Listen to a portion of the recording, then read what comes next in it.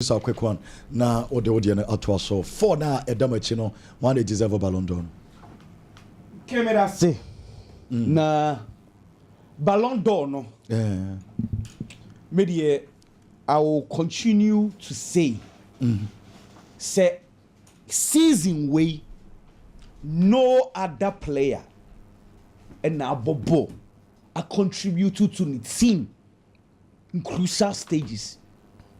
In normal games, in average games, are contributing from A to Z. A chain Lamine Yamal. Obiso kakase, Obiso contribute to more. The team no, akwaje a Champions League. A so chain BBBA a war Europe. And so, because Lautaro Martinez ne Dembele our final. Dembele bet my win a treble. But and Barcelona nya treble intimi nko bia anamebwa Barcelona nya treble se nko je treble na yi Ballon d'Or nke betima for baby Dembele je treble ade intimi se for baby Dembele ne born from that way. You see, it's not like I want to be. I don't want to be biased. To be very honest, okay. The Dembele argument, I don't get it. Would deserve it. Dembele was starting so Bobo in that bank. Even this year, now all Bobo no. Has he been better than Lamine or even Rafinha? You see, also the Dembele argument is that we need to pick someone to compete the Barca guys. Barcelona player Beji and EMP will be my name Beji. With all due respect. They say they starts in every month. Oh, numbers we cannot say ye statistics because about numbers will be changed Lamine. Oh, say numbers in the year 2025 Mbappe any Dembele one as goes kese. Say numbers then the mufama Kylian Mbappe. And I know that Mbappe hit say 40 goals. 40 goals na sembe na okra okai. We say 40 goals they go see saying. Me but try to say numbers in there then we should also be starting to argue about Kylian Mbappe. My point is that numbers are very important. And a ball nankasa so ball important. Say a numbers nkwa Rafinha our numbers this season pa. But is it better than Lamine Yamal? See Ejina Park no so ball na. Lamine you nim ko form age Ballon d'Or na ebi mo gina pitch no so better chomo ba o mo de numbers. Patch why mo? Maybe say you need maybe it's a question because say your numbers in common the only argument for Dembele and he has scored this number of goals, he has assisted this number of goals. The same people when we were pushing for Haaland because of the numbers, you said football is not about numbers. And I mean what? Haaland dear drew where near Casa Haaland has goals. Opia said Debbie and your numbers. You should born Nankasa bo. So you should born Nankasa bar. None of these plays and I bought chain Lamine Yamal. So this for Lamine, a Ballon d'Or winner. Said in Ubia ka Mawuse Kopa Makabi, Capello Akabi as players in pure football on common. It's almost the pure football. Pure football. Pure football. Oh, the last Ballon d'Or, Yadima Rodri. Rodri did not have the numbers, but we looked at the football now. But you see, me can goals near assisting here. Okay. And it is not as if Lamine Yamal on your goal and on assisted. The guy is scoring and assisting in crucial games. So the numbers game, then yes, I could produce. So now we have two players omo in terms of trophies, and the big ones. Waje Laliga, waje Copa del Rey. Or you're far better, and also you're better in terms of individual ball. Exactly. Now your two players are almost so closer. Almost so a final of the Champions League. Lautaro Martinez. You funny say Dembele about hat-trick in the Champions League final. Argument beba bibi to me unya shout kakra ubi into me cause then Barca players in the do sa nkomo de bema no. Me den nyamia say French Liga me hwebi. I don't watch only PSG in the Champions League. Afi Dembele has not played better football than Vitinha. Vitinha, yeah. I'm telling you this. So show me you know. Me say any Champions League na kwahwe highlights na beka wo. But Vitinha has played better football than Dembele. Kivicha Kvaratskhelia back January. He's not giving them numbers, but look at the ball the guy is playing. Not to disrespect Dembele, he has done well. But a cup Ballon, common a different no. How influential and a why year for a team. Look at a 17-year-old boy. Not big games on checking out to big games. Akurano on CSC. Big games, he calls for the ball. Give me the ball. Let me be influential in the game. The only problem Lamine Yamal I want to say, there are lots of people who think say, Usadodo, yeah the manwa, you good football anymore say, at the 17-year-old and beje Ballon d'Or. Home say Uncle Fobi or Mojins ha. Ronaldo won the Ballon d'Or at age 21. As at that time, no nebi see that na but the ball na Ronaldo bono. It was strange. Because Ronaldo saw PSV. It did more about Barcelona. I can't bear 49 games, no, I said 47 goals. Or football, no. Oh, be to me stopping. Look, I could have a ball, no ball. What is the difference in that? He's doing well. He is playing well, even on one colleagues. Madrid for players, Eka. People, footballers are on one Sunday boy in Gina Park, so coaches, Eka. So what's your problem?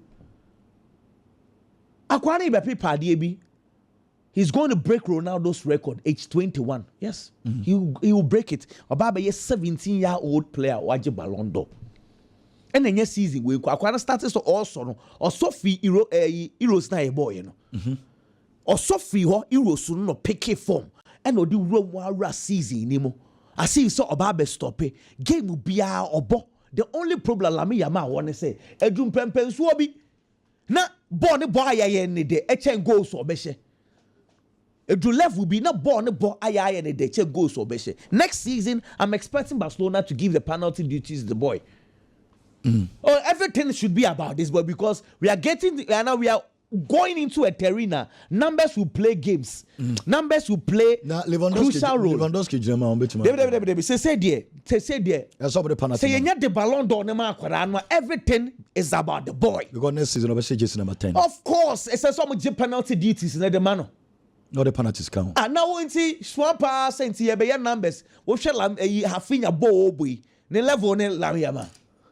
Enye nkashe mne ya boss what oh boy no adwen no akura no go no share do we okay there I say okay catch Nkofobia ma beji bida yeah Nkofo de nkantuma jibebre o ntimo ya na ma careful so person who so be ni ball ba share Lamine Yamal go share against Espanyol no me pese me kwechi na confuse you share technique no the ball no enye short bebre o che say ogu ni na animu. But the ball now born accurate. Can come on be any hobby. Because I think Lamine Yamal and Nkofo Adwemaso Antonio Rudiger can last year.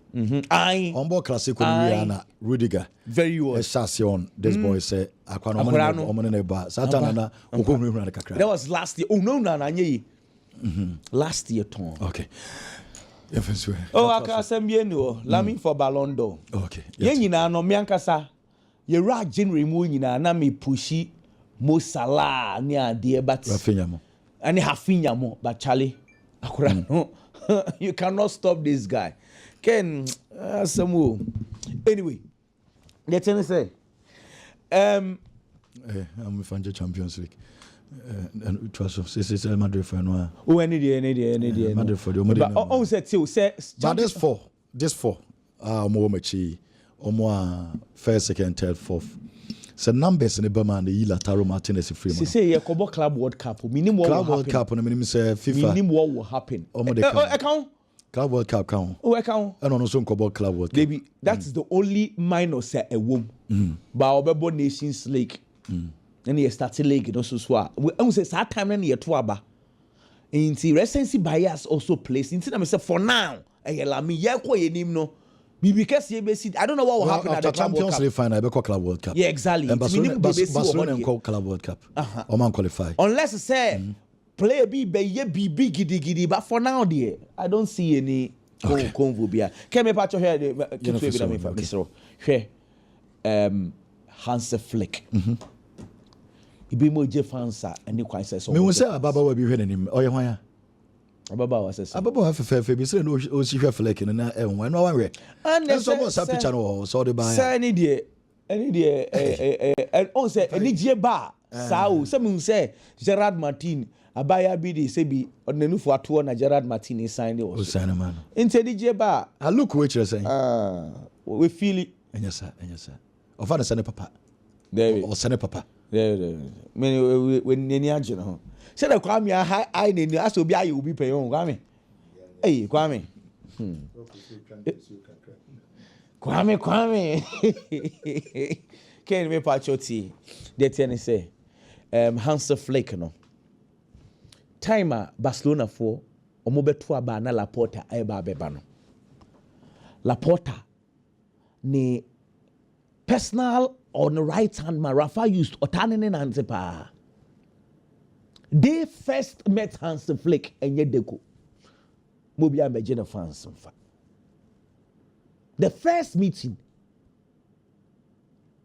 Hansi Flick and Rafa used Anumpono. The meeting was with Ralf Rangnick, former Manchester United coach. And Laporta catches open coach is over president. And Ralf Rangnick about 4 coaches, 4 German coaches at the man. About Thomas Tuchel, about Julian Nagelsmann, about Jurgen Klopp, and about Hansi Flick. And I said, these are coaches that Barcelona should go for. Name them, the most complete one, Hansi Flick. Sometimes not on many Barcelona president. Now, presidents, you know, they wanted to do it, but sometimes no one say now or you engaged with the German national team. And na deko omujaya no de ne muana ejazavia ba be de dwuma. When they started having issues, Deco started to have issues with Xavi. Coaches are na ye hwe omwanim no emo bia remfio na Deco favorites. Let na ye Rafa Marquez. Ongai Rafa Marquez no ye dwuma ye pa won kwada animu. Okay. Me ba cho Ralf Rangnick any wa boss bobia ye fan koma no because or your proper presentation catch master said the only coach of beboa mo Hansi Flick. Na sa papa na me respect the power. Sa Ralf Rangnick. Ayona Ronaldo so nya de no. Oh, nini nya issues kakre bia. They share dem me feel Ralf Rangnick ne say. Ronaldo so teacher ne onye coach. Me kai ye fide dem 2019 wo baby be your story be say Ralf Rangnick can recommend a young guy be from Argentina, Julian Alvarez. The minimum no. Me kwahwe no ana sometimes no ma recommend na mama you me kwahwe na akwa we ni born ya Sagero me be kan kra radio so only for me to hear about 2 or 3 months after Seman City afano akura ne ba ye so be ewu Ralf Rangnick I respect him a lot but he insisted to say yanko for Hansi mra Hansi ba obeye adwuma no ken truth be told Hansi Flick he appointed no we could not discuss him much. That time, no. Attention, ni Nico Williams, wama, Barcelona for any more guase. Barcelona will have a bad season. Me jitu me and me see, hey, I never expected to say Barcelona will have this particular season. And I know, say, a lot of people do know very well, say, Barcelona will never have this kind of season. Say, Barcelona do some pempensuo we are without Nico Williams. With all the in someone called for Kafa Basa, it is all the handiwork of Hansi Flick. But that's Ederson and your Hansi Flick and Ralf Rangnick. But for the Ashefo and after say Enra Barcelona win the Spanish Premier La Liga, how are Barcelona supporters bomb coach Abaso? How are Barcelona celebrating our title we? And Uncle Fubusa Barcelona for say. Barcelona nje Champions League La Liga na maje enti ade na mu celebrate to say team awaje UEFA Champions League bi ana say u coach no league no de maje enti kwan amofa so ebo coach na baso no ade na mu yesa because nkofo nti how Barcelona celebrate sa title we omo nti ase ana nkofo bisa sa questions ne say enye Champions League La Liga keke ba mu celebrate to say maje Champions League na nkofo nti sa de na second asama mi bebu se wo you the right person na me pese me busa wo se adwuma bi foforo bi adwuma foforo bi na ye fa nipa bi be hye ho na nkofo ka se nipa yi ayakofa na ba se adwuma foforo yi ontimi mpagya adwuma no ontimi ma adwuma ne nkoso ontimi nye successful a kyerɛ sɛ nkɔfoɔ ne doubt me boɔ by the moment the first year ɛwɔ sɛ adwuma na wakɔfa ne foforɔ no utimi yɛ successful a how do you feel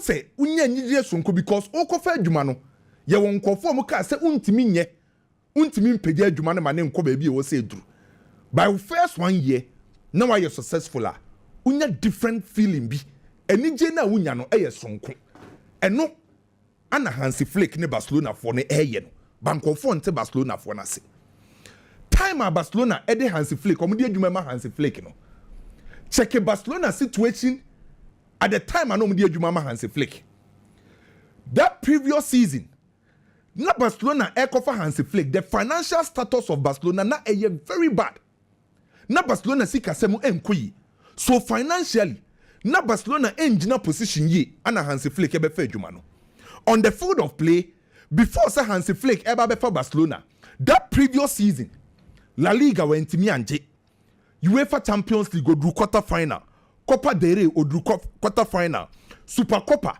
Real Madrid ɛkyɛ ne hyɛ ne 4-1 before say Hansi Flick ɛbɛfa Barcelona dwumadie no sa previous season na Real Madrid ɔyɛ Barcelona for main competitor na wahyɛ Barcelona ɛwɔ every single match a wɔahyia Barcelona so Hansi Flick ɛbɛfa Barcelona bobukuo no financially na Barcelona nyɛ the best on the field of play na Barcelona nyɛ the best so nkɔfoɔ ka kyerɛ Hansi Flick sɛ Barca adwuma no ontimi inform nyɛ bibia this season La Liga mpokrom ka kyerɛ nso mbedi third Champions League ɔmo ka so mbɛfiri mu ntem na nkɔfoɔ ne gidie wɔ Hansi Flick and this current Barcelona team nim yɛbɛhyɛ transfer na ase no the only player Barcelona team ka so tis ka kɛseɛ kɔfa no was Dani Olmo na afei na Eric Garcia mu free loan a return so who say clearly na nyoma nhyɛ dan hyehyɛ yɛn fama Barcelona including Barcelona supporters na nkasa na ɔmo doubte Hansi Flick any ɔmo season any players se krom no by wohwɛ deɛ Hansi Flick ayɛ with Barcelona one what change ɔmo mentality that's the most important thing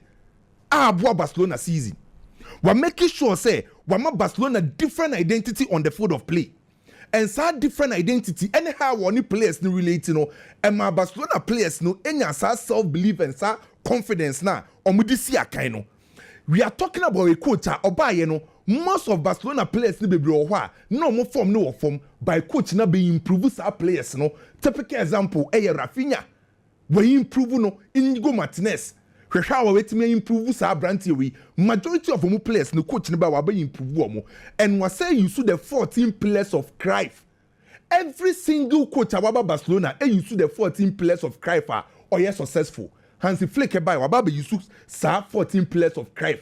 The main competitor Real Madrid.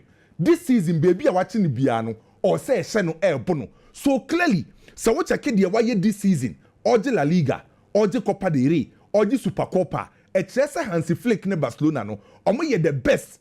Was Spain currently. And na Europe mpokra do say omo ntimi ankoje the ultimate. That's the UEFA Champions League.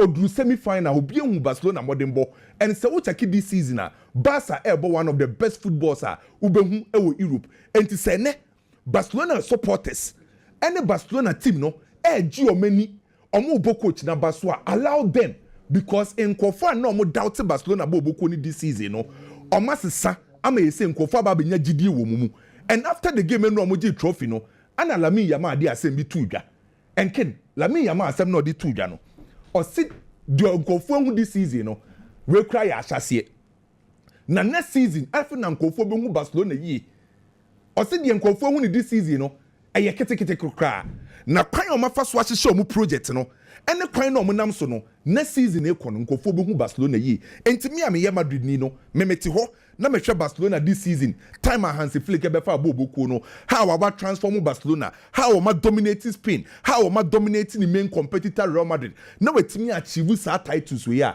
may allow Barcelona for mama Germany no congratulate you mo and mo gidie say Barcelona team from next season kono nyoma besesa big ups to Barcelona Hansi Flick ababa be adwuma and they most likely say Ballon d'Or no Barcelona players na be dominate me enyem nwa say ye Ballon d'Or na ye benye Barcelona player obe win Ballon d'Or on besa dominate so this season Barcelona to me the best team e was Spain a yenye de bebre na nse na Barcelona fo ni su bayene almost entisa na brabo na nkasa etie ken ma men ko Liverpool kakra football na wo ho na nyanya mesem football a yɛbɔ sese ɛnyɛ fair sports football ɛyɛ mafia sɛ w'ani nyɛ den a yɛbɛtwi afa wo so de biara adekoro nti a meka saa asɛm wei about Liverpool team no yɛ sɛ Real Madrid ɛkɔfa Arnold free ase Liverpool foɔ no ewuro ɔmo zigi ni ɔmo zagem ɔmo yɛ deɛ wɔsɔ ɔmo yɛ bia so ɔmo Arnold atena ɔkɔ free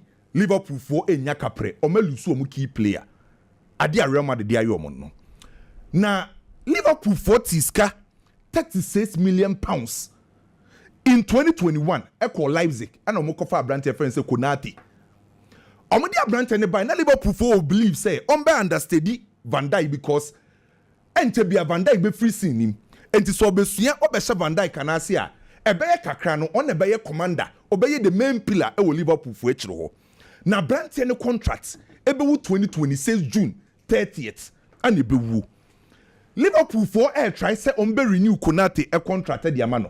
Up to date, Liverpool for say abrante no en renew ye. Ofa no mo di amano so no ontimi mo any response. Enti Liverpool for ne suspect Konate kakra. No mo say enyoma na anode ye no a odi free bobo konim no. The same thing na Konate ye.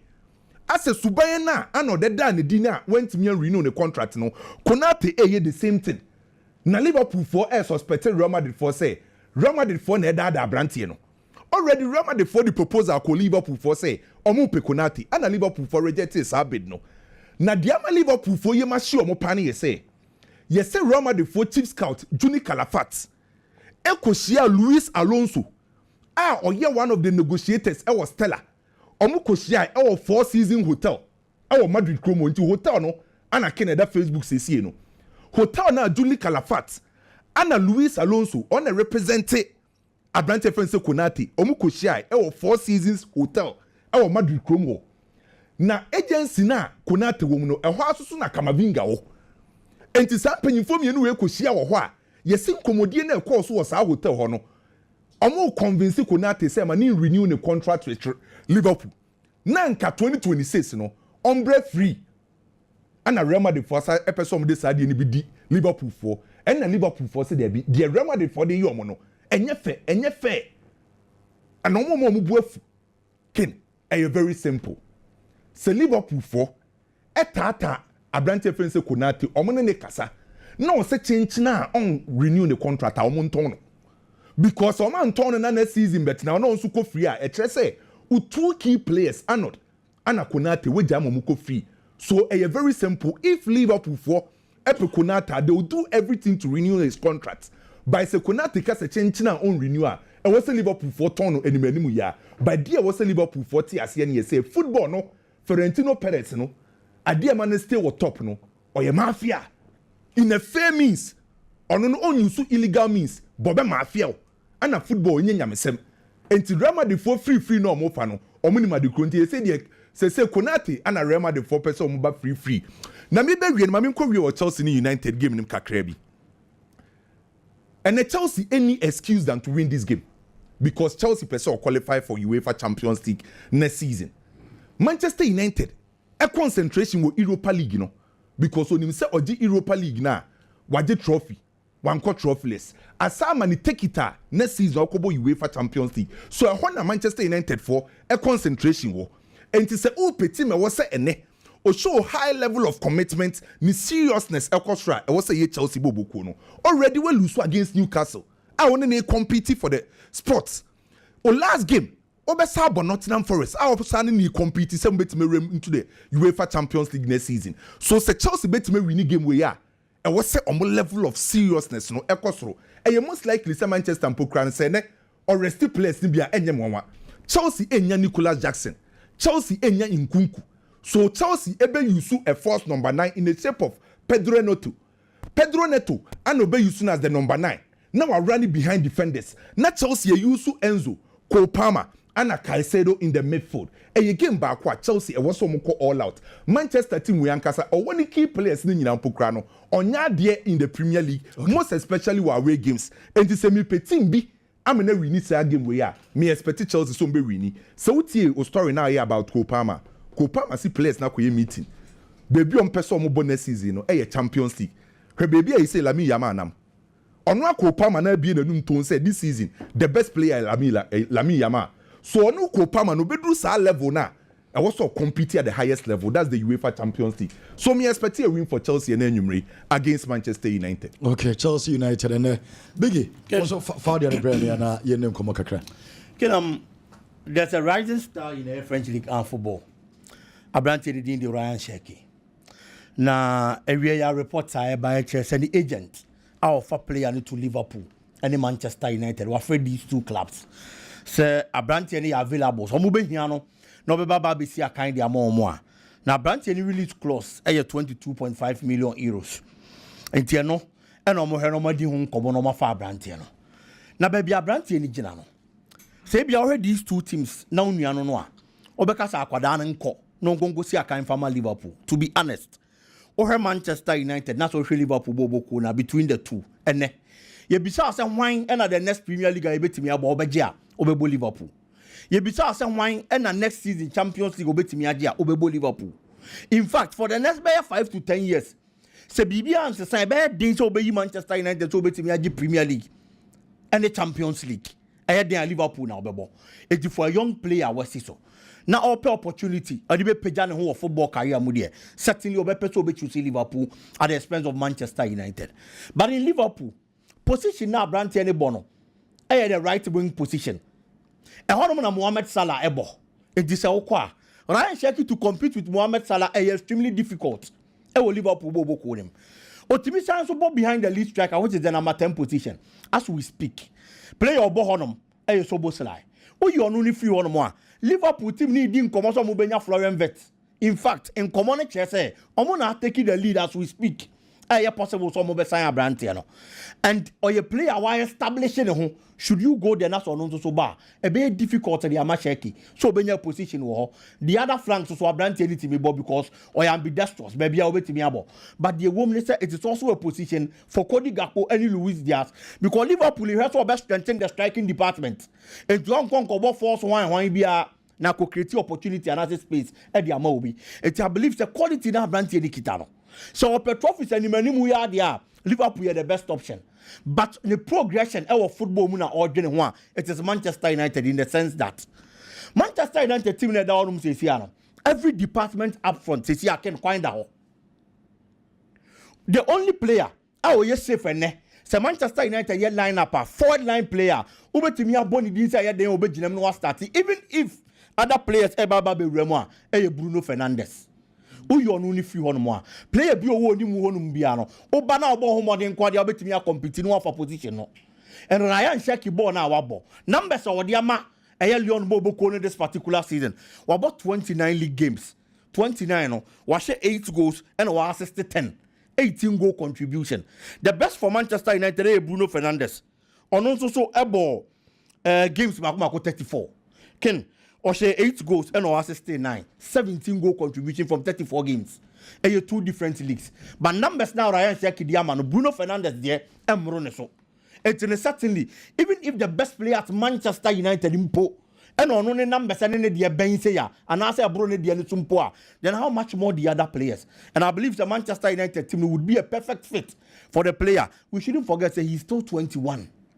Or a lot of years ahead. To be about 2-3 years in poor Manchester United. No, that good progression. Now, for any do. Now, Manchester United platform, the end man the all review, no be movie honor. It is going to be better than to be movie to Liverpool at this stage. A typical example is Federico Chiesa. And I believe, sir, Ryan Shekin decided to see Manchester United.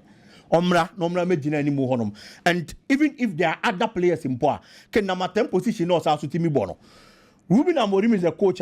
Otimibo 2 number 10s. The left number 10 and then the right number 10. And on only ambidextrous. No, obetimi about any position. So Bruno Bebo the right side in power. He's still obetimi the left number 10 at the Yamal United. And I believe that he's going to be a good player for the team. And we are called Bisuswako AC Milan.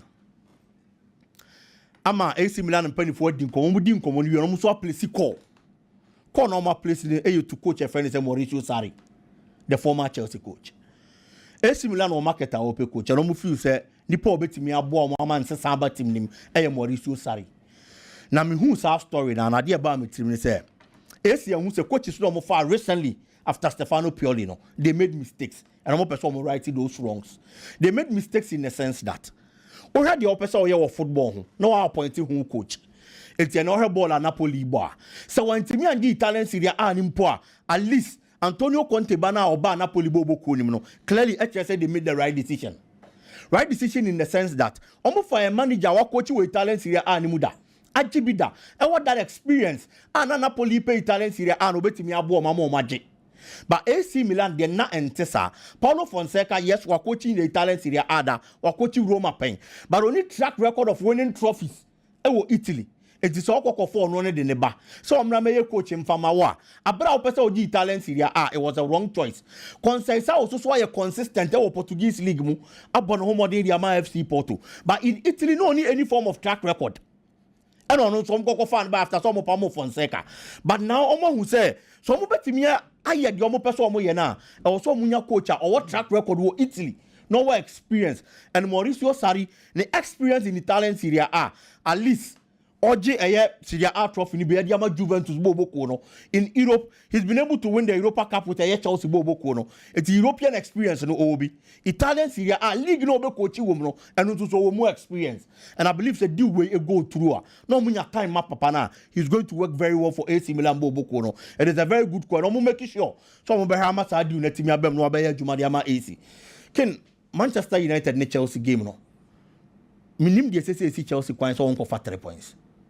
Seriously speaking, Chelsea Bobo no abo some good football, but performance na kwa up and down and now perform better. A chenana article. But Manchester United in the league there consistently they have been inconsistent. League ni mu no ne de ne nye kra. It is a league asem na yeka. Na Chelsea per results. Especially when Ubo we aka last match. O last match only Nottingham Forest ne kwa kobo. And ne say Aston Villa Esha Tottenham na Chelsea anya winner obeba be sign who league log ne so.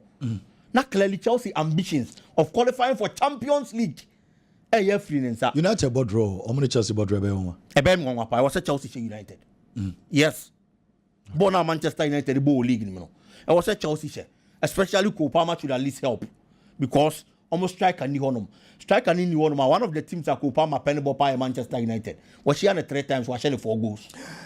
Was Palmer share United 3. Was she 4? As an Palmer be go. I was so team bo Chelsea mo munya win. Medase Messi Abaso me patro booking course na nche ba amofa amo power